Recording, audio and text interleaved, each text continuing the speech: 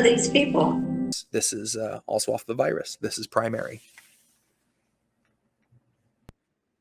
Okay, yeah, this is primary. I'm Joe Biden. I have no empathy.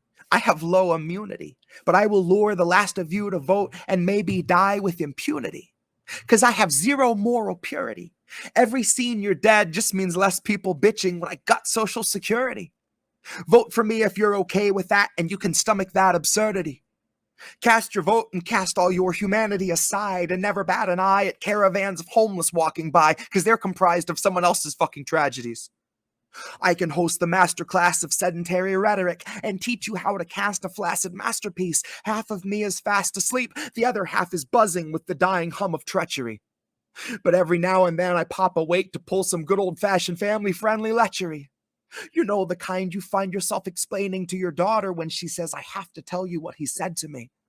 And justify away a man's behavior because he's old and you've been told he's more an ally than an enemy.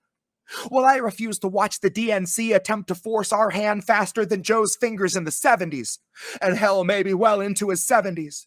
Now, fact is fact and allegations aren't the centerpiece, but I've seen footage that undoubtedly presents to me a man who's unafraid to grope a woman standing with her family.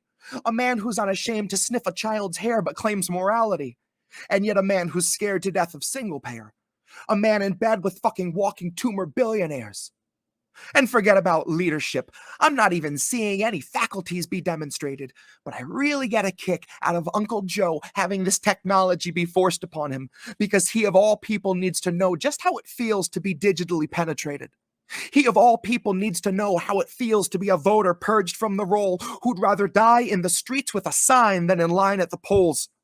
And maybe I'm a little out of touch. I'm 31 years old.